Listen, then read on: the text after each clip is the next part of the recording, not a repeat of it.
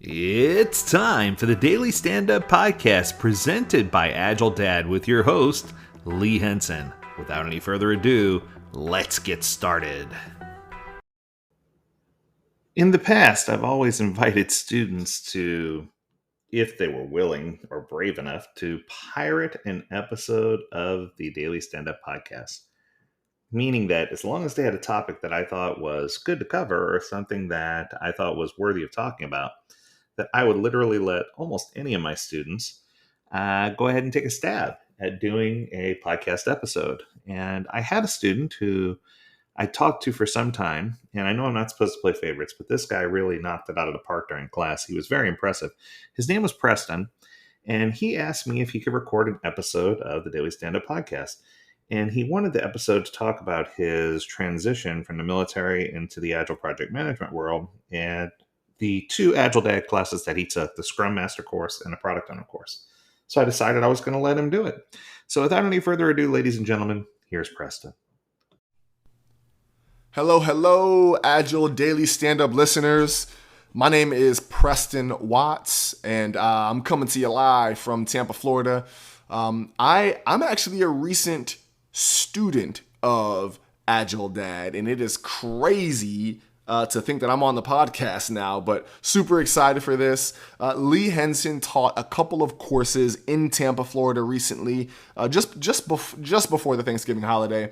One was a Scrum Master certification course and workshop. The other was a Certified Scrum Product Owner course and workshop, and I was fortunate to be able to partake in both of those and asked Lee if I could provide a little bit of feedback, and here we go on the podcast. So really cool. I'd like to provide a little bit of context, a little bit of background on me so you can kind of understand my perspective when I'm giving some feedback on the courses. I did 10 years in the U.S. Navy. Most of that time was spent in the joint environment.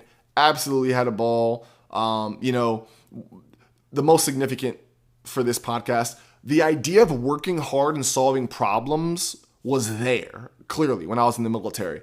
But as I was transitioning out of the military, one of the things that I learned about myself was that, there was generally a framework that I had to operate in when it came to working hard and solving problems.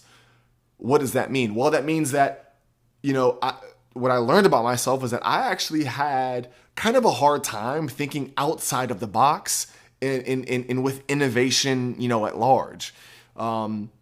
That's very interesting because, as you fast forward just a little while, I find myself working in software development and data integration and solutions. Okay, so, bluff of kind of what I do now, I work with development teams and the clients that use their stuff. Okay, so I gather requirements to feed to development teams. I guide those requirements through the process of development into actual products and services.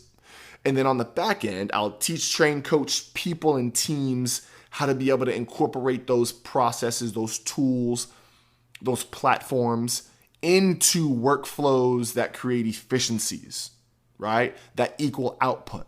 And so in this capacity, I was vaguely familiar with some of like the Agile buzzwords, but to be completely transparent, man, I never knew how to apply anything concrete, right? When it came to Scrum and the processes, and I was always a few steps behind. I was working with Scrum-like teams, so I needed to get smarter on Scrum, and I wanted to provide more value to my clients. And so a little bit of digging, I came across Agile Dad. I learned quickly it was a very credible source, and it just so happened they were putting on a workshop in my backyard for current and former military. And I could enter a lottery. I was able to partake in both courses from that, and so that's the background that I'm coming from. So, kind of a review from a student's perspective on the military side of things from the courses. And what I found was that the Scrum Master and the Product Owner courses, although, at the fundamental level, like beginner stage, level 1, these really opened me up to a whole new world of, business process improvement. Okay. What some people will call agility. And I really appreciated the training because what I found out about myself was that I was very good at doing as I was told to a very high standard. That's the military in me, I guess, right? And that's certainly an asset. But there were some liabilities as well. Like I mentioned, innovation, thinking outside the box, did not come naturally to me. And those were things that I have to work at, right? And so what the Agile Dad courses did for me was they started to connect the dots, right? And show me that, hey, you actually know more than you think. And it's really cool because, Lee and the Agile Dad system, they have processes in place that really facilitate, learning and comprehension at a deep level when it comes to, Scrum and Agile. And this really enables people to immediately apply what they've learned. A couple of takeaways, the biggest takeaways that I got from the Agile Dad training were, number one would be a grasp on the world of Agile and how that relates to business process improvement. Why the heck is that important? Well, it's easy to come across buzzwords, right? But it can be very hard to understand why those are important if you don't know how those buzzwords fit into the puzzle that is Agile, right? So one of my primary takeaways was understanding the Agile landscape and understanding the plethora of frameworks and practices that are out there, and then understand how those really relate to stages of progression and what that looks like, and that was something that was pretty cool to me. Lee did a fantastic job of really simplifying what is truly a very, very complex landscape.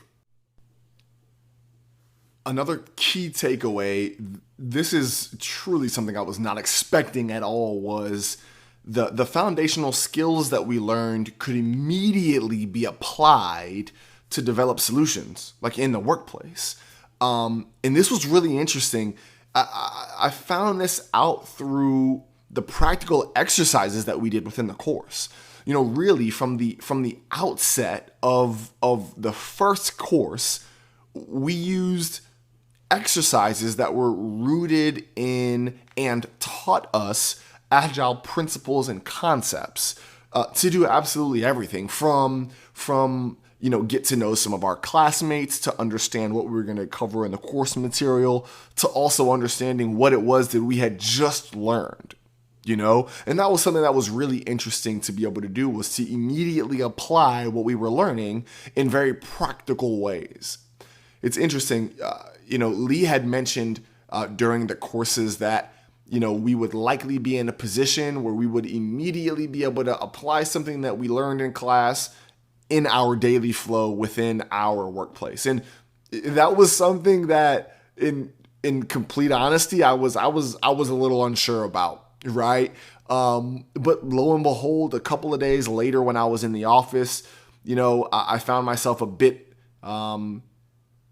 overwhelmed, right, by the amount of work that I had to do. And one of the first things I thought about was the WIP limitations, the work in progress limitations, and how I can actually increase my productivity if I were to, focus and decrease some of the things that were on my plate. And so that's really cool to be able to immediately get some of those things that we can incorporate. And you know what? Kind of in reflection, I am sure that the education process that started with these Agile Dad courses are definitely going to impact my career. Why?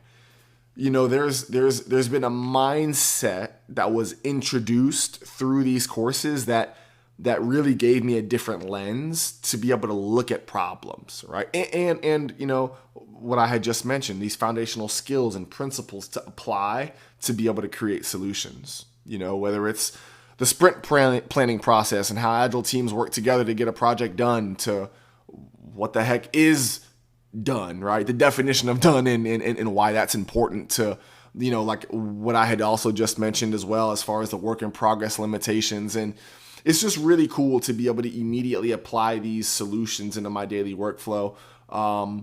and they've really opened the aperture for me professionally. Just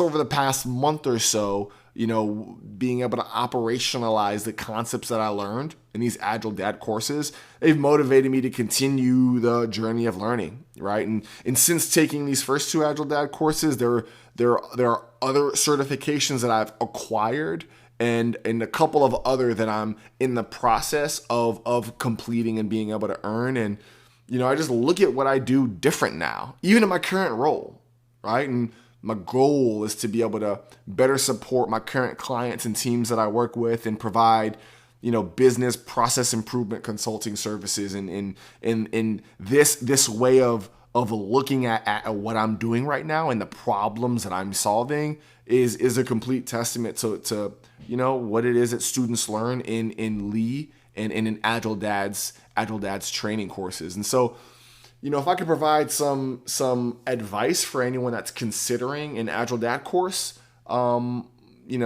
specifically over any other course offering, I would say it's really important to look at the organization that you're learning from, right? And really make sure that they have time in the game.